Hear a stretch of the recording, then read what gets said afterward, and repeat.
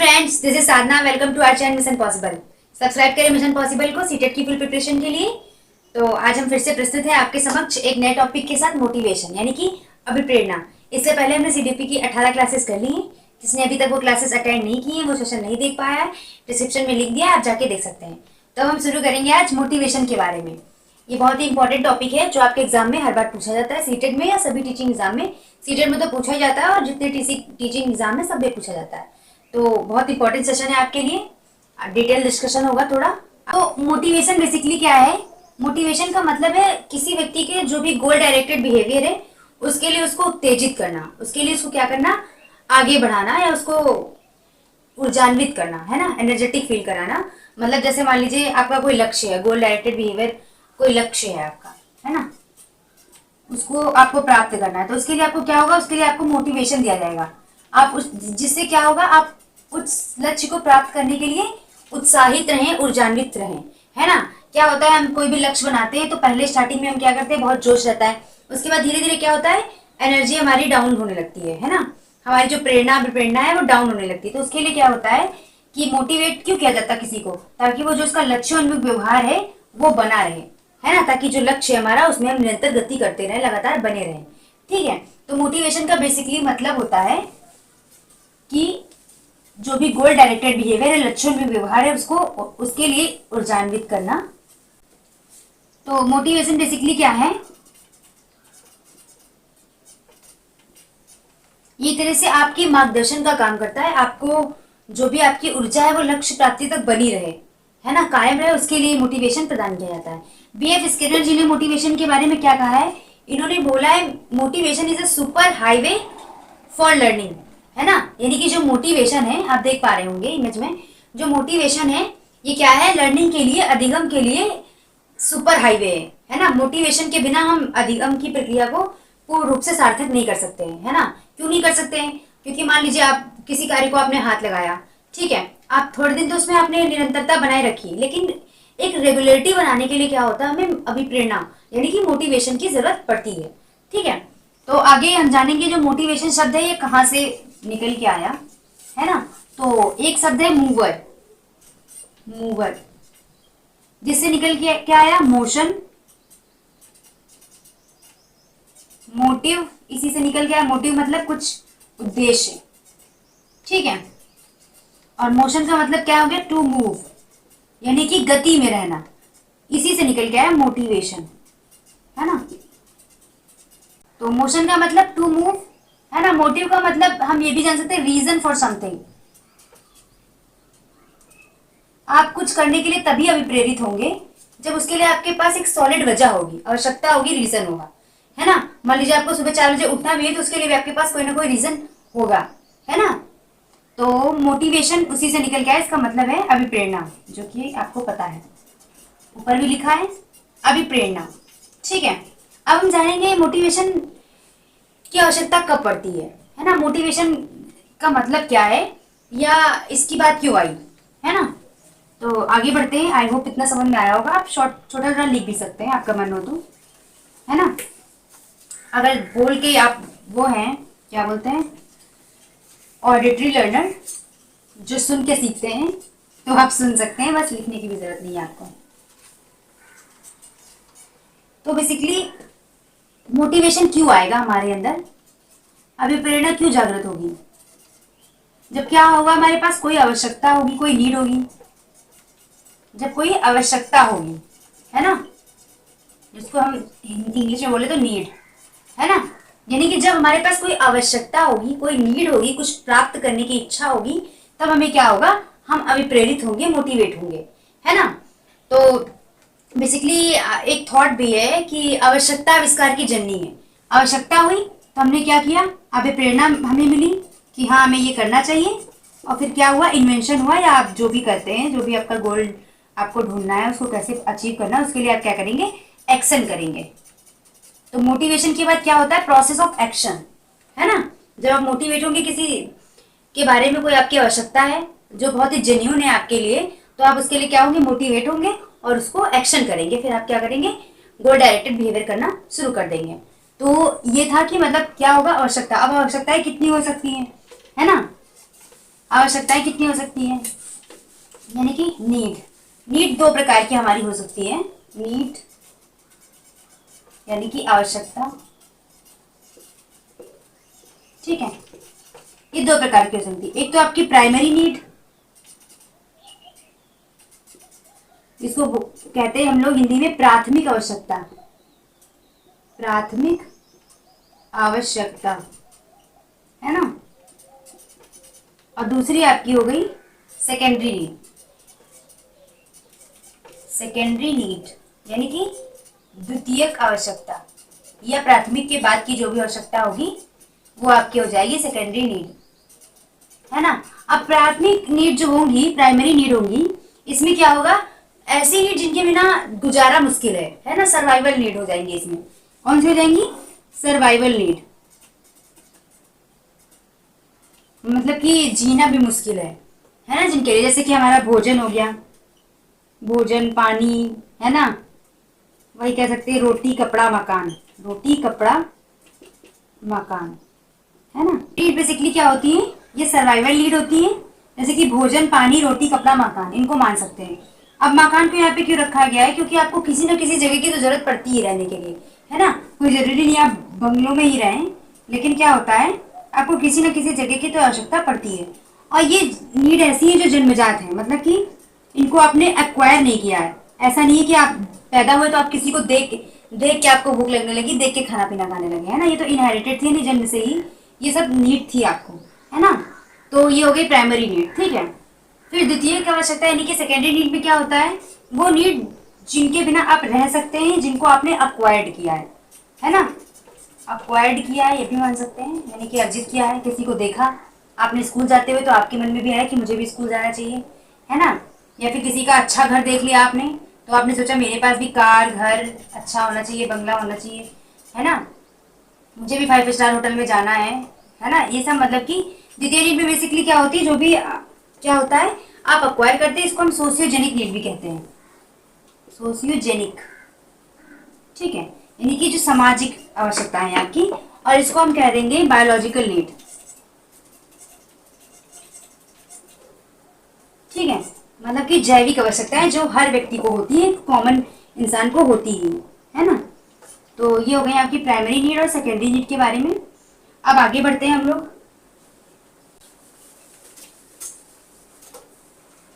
आगे हम जानेंगे कि मोटिवेशन के टाइप्स कितने होते हैं, है ना, टाइप्स ऑफ मोटिवेशन या अभिप्रेरणा के प्रकार, ठीक है। ये अभिप्रेरणा है, इसके क्या हो जाएंगे प्रकार, आप इसको इससे कनेक्ट कर लीजिए, ठीक है। अभिप्रेरणा के प्रकार या टाइप्स ऑफ मोटिवेशन, ठीक है। तो इसके बेसिकली अगर हम माने तो दो टाइप हो जाएंगे, एक हम मान सकते हैं निगेटिव मोटिवेशन और एक पॉजिटिव मोटिवेशन।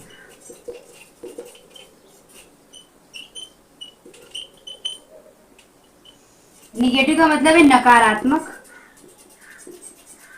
ठीक है, और पॉजिटिव का मतलब है सकारात्मक, ठीक है।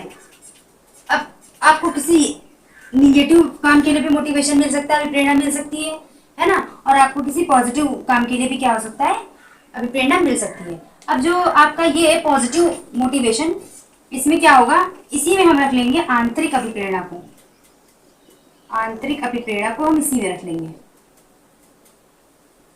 जिसको कि हम इंग्लिश में कहें तो इंटरनल मोटिवेशन या इंट्रिंसिक मोटिवेशन, ठीक है।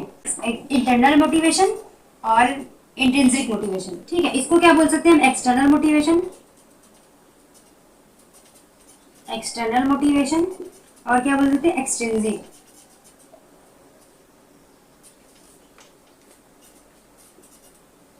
एक्सट्रिंसिक मोटिवेशन, यानी कि इसको बोल सकते हैं हम बाह्य अभिप्रेरणा, और ये क्या है आंतरिक अभिप्रेरणा।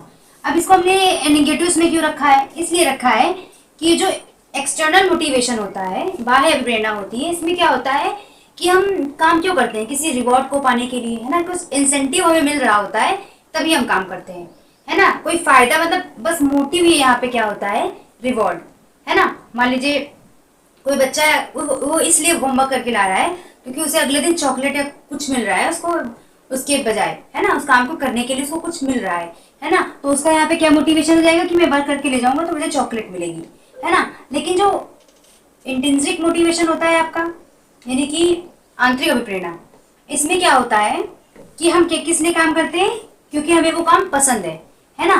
एक्टिविटी क्या होती है, वही हमारा मोटिवेशन होता है। कोई काम हमने किया, वो हम कर पाए सफलतापूर्वक, यही हमारे लिए अभिप्रेरणा है ना। तो एग्जाम्पल के तौर पे हम देख लेते हैं कि मान लीजिए कोई टीचर बनना चाहता है। एक तो आप इसलिए टीचर बनना चाहते हैं कि सैलरी अच्छी होती टीचर की, और क्या होता है, छुट्टियां ज़्यादा मिलती हैं, कोई दिक्कत का काम नहीं है, और ज़्यादा काम भी नहीं करना पड़ता है ना। एक तो ये आपका क्या हो गया, एक्सटर्नल मोटिवेशन, है ना। लेकिन इंटरनल मोटिवेशन क्या हो सकता है, आप जेन्युइनली टीचर बनने के लिए क्या कर रहे हैं, प्रिपरेशन कर रहे हैं, और आप मतलब सैलरी तो मिलेगी, वो तो डिसाइडेड ही है ना।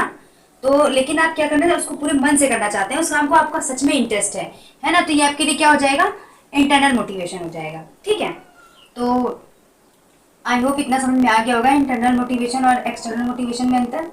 आगे बढ़ेंगे, हम जानेंगे मोटिवेशन साइकिल को, मोटिवेशन साइकिल क्या होता है ना, यानी कि अभिप्रेरणा चक्र। तो आगे हम जानने वाले हैं मोटिवेशन साइकिल के बारे में, है ना। मोटिवेशन साइकिल, ठीक है। अब मोटिवेशन साइकिल मीन्स मतलब कि कहाँ कहाँ से, किन किन स्टेप से मोटिवेशन होके गुजरेगा, है ना, क्या क्या इसके चक्र हैं या इसका प्रोसेस क्या है, एक तरीके से ये जानेंगे, है ना। तो सबसे पहले आपके पास होनी चाहिए नीड मीन्स आवश्यकता, ठीक है। आवश्यकता होगी, फिर आप क्या करेंगे, उसके लिए सफर करेंगे, ड्राइव करेंगे, है ना, यानी कि उसको करने के लिए आगे बढ़ेंगे, ठीक है। ड्राइव होगी, सफर, नीड्स होगी, फिर ड्राइव होगी, फिर आपको क्या होगा, फिर ड्राइव के बाद क्या होगा, अराउजल मिलेगा आपको। अराउजल का मतलब है जब आप नीड आई, आपके पास आवश्यकता आई, आपने उसके लिए वर्क किया, तो आपको कुछ ना कुछ इंसेंटिव या अराउजल मिला, है ना। इसको रिवॉर्ड्स की तरह समझ सकते हैं कि रिवॉर्ड है ये आपको मिल रहा है ना, मतलब कि एक तरीके से पुनर्बलन या प्रोत्साहन मिल रहा है आपको कि हाँ आप इस काम को कंटिन्यू करिए, आगे बढ़िए, है ना। जब आपको अराउजल मिलेगा तो आप क्या करेंगे, गोल डायरेक्टेड बिहेवियर करेंगे, आपको लगेगा हाँ इस लक्ष्य तक मुझे पहुंचना ही पहुंचना है, ठीक है। आप क्या करेंगे, गोल डायरेक्टेड बिहेवियर करेंगे, गोल डायरेक्टेड बिहेवियर, ठीक है, या लक्ष्य निर्देशित व्यवहार करेंगे, ठीक है। खत्म हो गई मुझे लगता है, ठीक है। गोल डायरेक्टेड बिहेवियर करेंगे, उसके बाद क्या होगा, अचीव करेंगे, बिहेवियर करेंगे तो फिर आप अचीव करेंगे, किसी चीज के लिए आप काम करना शुरू करेंगे, है ना। जो भी आपका लक्ष्य है उसे आप क्या करेंगे, अचीव कर लेंगे, अचीवमेंट मिलेगी। फिर क्या होगा, रिडक्शन हो जाएगा, आपका जो भी आवश्यकता थी वो पूर्ति हो गई, तो क्या हो गया, फिर रिडक्शन हो जाएगा, यानी कि कमी आ जाएगी उस काम करने की क्षमता में आपकी, है ना। जैसे आपका सीटेट क्लियर हो जाएगा, है ना, तो आप क्या करेंगे, मान लीजिए एक आवश्यकता आई सीटेट, ठीक है, एग्जाम आया सीटेट, या आपके लिए आवश्यक है, आपने क्या किया, उसके लिए खोजबीन करना शुरू कर दिया, कहाँ से पढ़े, है ना। फिर आपको क्या हुआ, मिशन पॉसिबल मिला, जहाँ पे आपको लगा कि हाँ एक तरीके से ये मिल गया कि आप क्या कर पाएंगे, अपनी प्रिपरेशन बेहतर कर पाएंगे।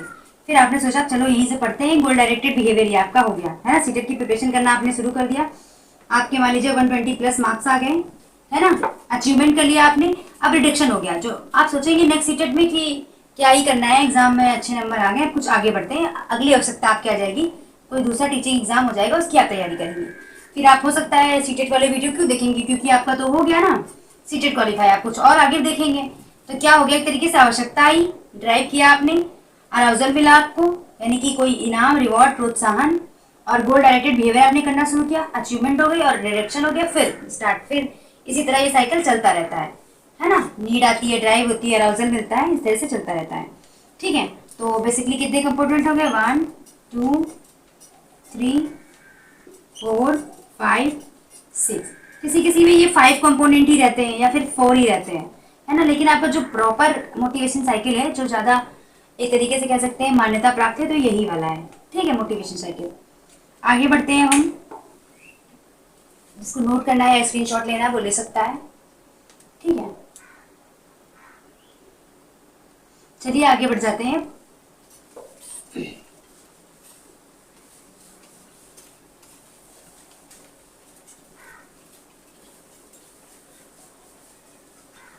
आगे हम लोग थोड़ा अप्रोचेस जान लेते हैं मोटिवेशन की, क्या क्या अप्रोचेस हैं। कुछ अप्रोचेस हैं जो थोड़ा फेमस है, उनके बारे में जानेंगे, है ना। अप्रोचेस ऑफ मोटिवेशन मीन्स अभिप्रेरणा की कुछ अप्रोचेस हैं, अवधारणाएं जो फेमस हैं। तो एक है आपकी व्यवहारवादी अप्रोच, व्यवहारवादी दृष्टिकोण या अप्रोच, या बिहेवियरिस्टिक अप्रोच।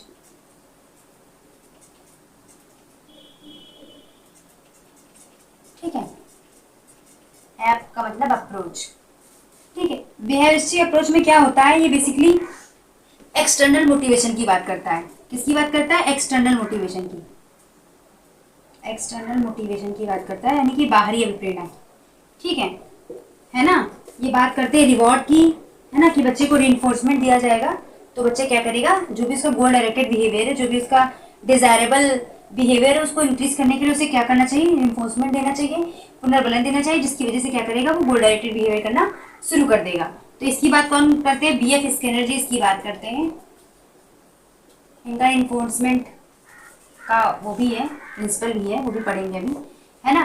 तो एक्सटर्नल मोटिवेशन की बात कौन कर रहे हैं? व्यवहारवादी जो भी है एक्सटर्नल मोटिवेशन की बात कर रहे हैं व्यवहारवादी दृष्टिकोण में। फिर संज्ञानवादी दृष्टिकोण, संज्ञानवादी दृष्टिकोण जिसको कि इंग्लिश में कहेंगे कॉग्निटिव अप्रोच,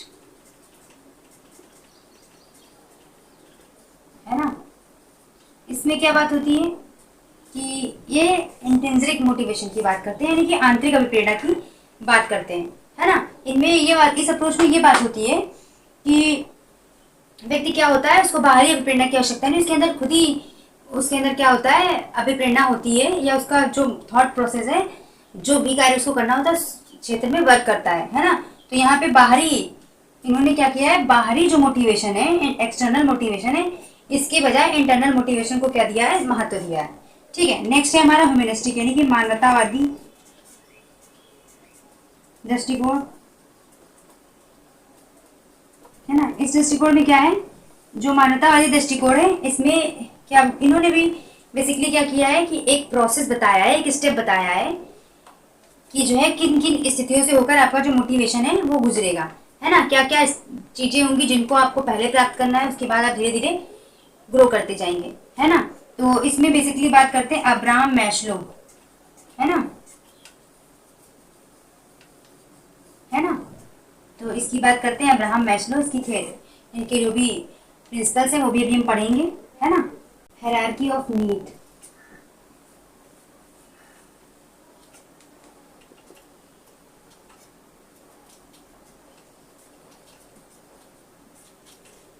मीन्स आवश्यकताओं का अनुक्रम। ठीक है, आवश्यकताओं का अनुक्रम, है ना। तो सबसे पहले कौन सी आवश्यकता आएगी, फिर धीरे धीरे हम किस तरह से ग्रो करेंगे, किस किस चीज के प्रेरित होते रहेंगे, है ना। तो ये त्रिभुज है, आपको दिख रहा होगा आई होप, है ना।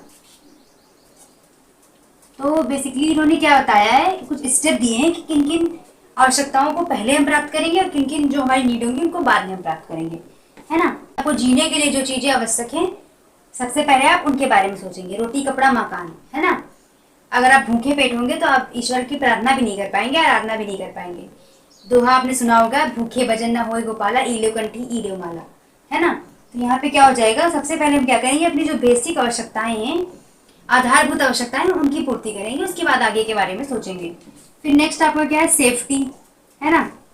जब आपके पास बेसिक आवश्यकता यानी कि सर्वाइवल नीड होगी, खाना पीना रोटी कपड़ा मकान, तो आप क्या करेंगे, सेफ्टी के बारे में सोचेंगे, है ना, कि ऐसा ना हो ये बस आज के लिए हो, इसमें क्या होना चाहिए, ठहराव होना चाहिए, मतलब कि कल भी ये चीजें हमें उपलब्ध हो, आगे आने वाले दिनों में भी ये चीजें हमें उपलब्ध हो। तो यहाँ पे क्या करेंगे, आप सुरक्षा, अपने आप को सुरक्षित करेंगे, सिक्योर करेंगे।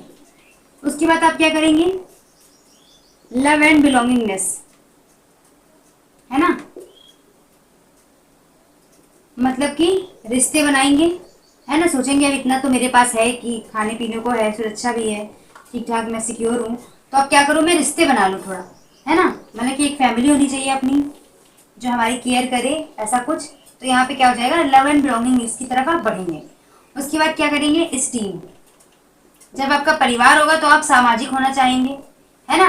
यानी कि सेल्फ रिस्पेक्ट की भावना आप में जागृत होगी कि जहाँ पे भी हम जाए वहाँ पे हमारा सम्मान हो, हमारी कुछ वर्थ हो, वैल्यू हो, है ना। उसके बाद में सेल्फ एक्चुअलाइजेशन। सेल्फ एक्चुअलाइजेशन, इसमें क्या होगा, आपका जो बेस्ट आप जो कर सकते हो उसके लिए आप तैयार होंगे। यहाँ पे आपका हाई पोटेंशियल होगा, मतलब कि जो भी आप सबसे अच्छा कर सकते हैं आप उस क्षेत्र में प्रवेश करेंगे, ऐसा कुछ, है ना। तो सेल्फ एक्चुअलाइजेशन का मतलब है आप जो भी सबसे अच्छा कर सकते हैं उस स्थिति पे पहुंचेंगे, है ना। ये मोक्ष सोच की प्राप्ति, ऐसा बहुत लोग जिनके लिए हो सकता है इंपॉर्टेंट ये, है ना। तो इसी में आता है सेल्फ एक्चुअलाइजेशन, मतलब स्वयं को जानना बहुत बेहतर तरीके से, है ना। तो ये आ जाएगा आपका सेल्फ एक्चुअलाइजेशन। अब्राहम मैस्लो की आवश्यकताओं का अनुक्रम था ये। फर्स्ट स्टेप क्या है आपका, शारीरिक आवश्यकता है ना, सर्वाइवल नीड। सेकेंड पे सेफ्टी है। थर्ड पे आपका क्या है, लव एंड बिलोंगिंगनेस। और फोर्थ पे सेल्फ स्टीम। और फाइव पे आपका सेल्फ एक्चुअलाइजेशन। ठीक है, इसी क्रम में आप क्या करते हैं, अकॉर्डिंग टू अब्राहम मैस्लो अपनी आवश्यकताओं की पूर्ति करते हैं। आपके पास खाने को नहीं होगा तो आप सेल्फ एक्चुअलाइजेशन के बारे में नहीं सोचेंगे, है ना। आप सबसे पहले खाना जुटाने के बारे में सोचेंगे, ठीक है। तो ये था अब्राहम मैस्लो के हिसाब से आवश्यकताओं का अनुक्रम। आगे हम लोग बढ़ते हैं इसी के साथ नेक्स्ट उस पे। अब हम पढ़ेंगे रीइंफोर्समेंट के बारे में, है ना। जो बीएफ स्किनर है उनका रीइंफोर्समेंट शेड्यूल क्या था उसके बारे में जानेंगे।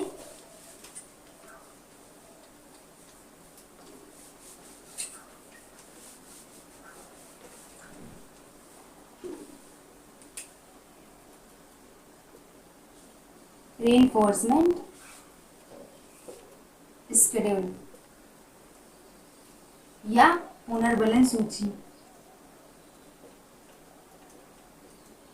बीएफ स्किनर जी किसकी बात करते हैं, प्रोत्साहन की। वो कहते हैं कि जो भी गोल डायरेक्टेड बिहेवियर है बच्चे का उसको इंक्रीज करने के लिए किसकी आवश्यकता होगी, रीइंफोर्समेंट की, यानी कि पुनर्बलन की आवश्यकता होगी। अब इन्होंने दो टाइप्स की पुनर्बलन बताए, इस तरह से कर लेते हैं हम।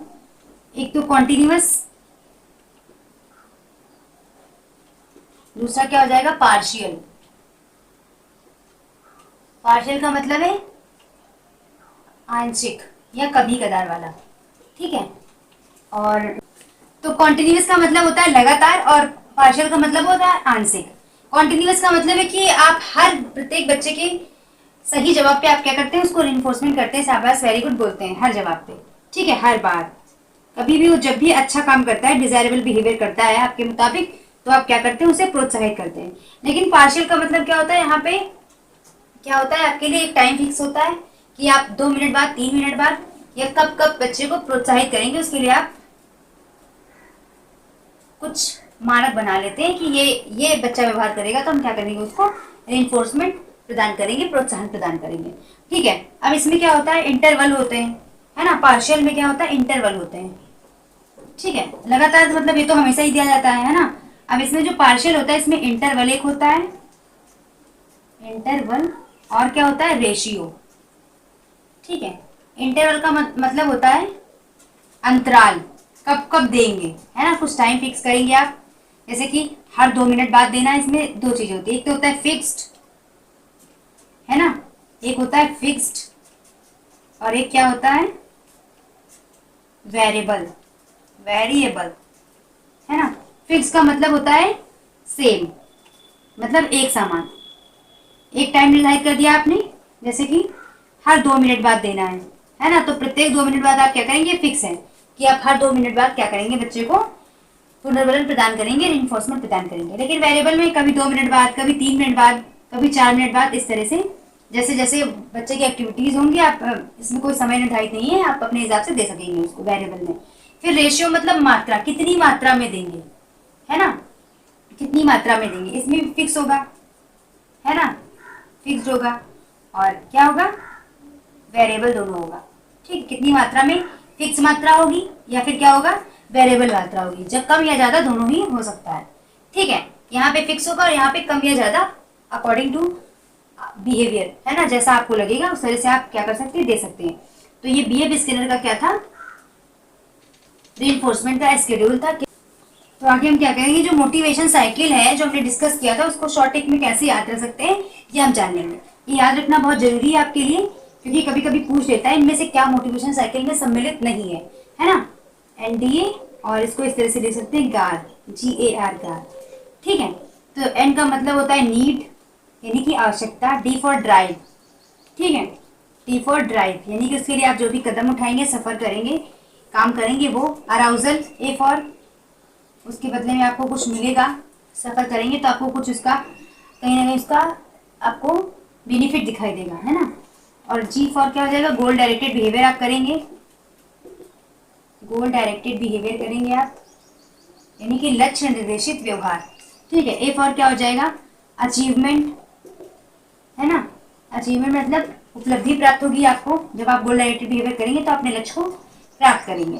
R फॉर रिडक्शन, रिडक्शन का मतलब यहाँ पे क्या है, जब आप अपनी उपलब्धि को प्राप्त कर लेंगे तो आपको क्या हो जाएगा, क्या हो जाएगा, आपका रिडक्शन हो जाएगा, आपकी आवश्यकताओं का, जो भी आवश्यकता पहले थी वो कम हो जाएगी। जैसे मान लीजिए आपने टीचिंग एग्जाम DSSB निकालने के बारे में सोचा, ठीक है, ठीक है, आपने उसके लिए, आपके लिए आवश्यकता आई, उसके लिए आपने सफर करना शुरू किया, मेहनत करना शुरू की, ठीक है, आपको दिखने लगा कहीं ना कहीं रिजल्ट कि हाँ मैं इसको प्राप्त कर लूंगा, ठीक है। फिर गोल डायरेक्टेड बिहेवियर आपने शुरू कर दिया, जब आपको लगा कि हाँ मैं कर सकता हूँ, आपने उसी दिशा में क्या किया, अपना गोल डायरेक्टेड बिहेवियर करना शुरू कर दिया, ठीक है। फिर आपको जॉब मिल गई, है ना, एग्जाम निकल गया आपका और आपको जॉब मिल गई, फिर क्या हो गया, रिडक्शन हो गया। नेक्स्ट टाइम जब DSSB की वैकेंसी आएगी तो आप कहेंगे उसी पोस्ट के लिए, उसी जगह के लिए मैं दोबारा क्यों अप्लाई करूँ, है ना, KVS के लिए अप्लाई करूंगा, है ना, DSSB के लिए बार बार क्यों करूँ, जब एक बार मेरा सिलेक्शन हो गया है। ऐसा तो है नहीं कि दोबारा करने से कुछ अलग सुविधाएं मिल जाएंगी, है ना। तो ये हो गया आपका मोटिवेशन साइकिल, शॉर्ट ट्रिक में आप इसको इस तरह से याद रख सकते हैं, प्रॉब्लम नहीं होगी आपको याद करने में, ठीक है। आगे हम थोड़ा सा जान लेंगे इंटरनल और एक्सटर्नल मोटिवेशन के बारे में, थोड़ा सा जान लेंगे, वैसे तो हम पढ़ ही चुके हैं, अभी थोड़ा सा बस जान लेंगे। इंटरनल मोटिवेशन, दोनों में अंतर जान लेते हैं, है ना, इंटरनल मोटिवेशन और एक्सटर्नल मोटिवेशन।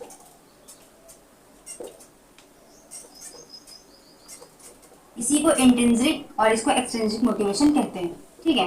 इंटरनल में क्या होता है, आंतरिक, आंतरिक रूप से आप क्या करते हैं, अभी प्रेरित होते हैं, है ना। जो लोकस ऑफ कंट्रोल है,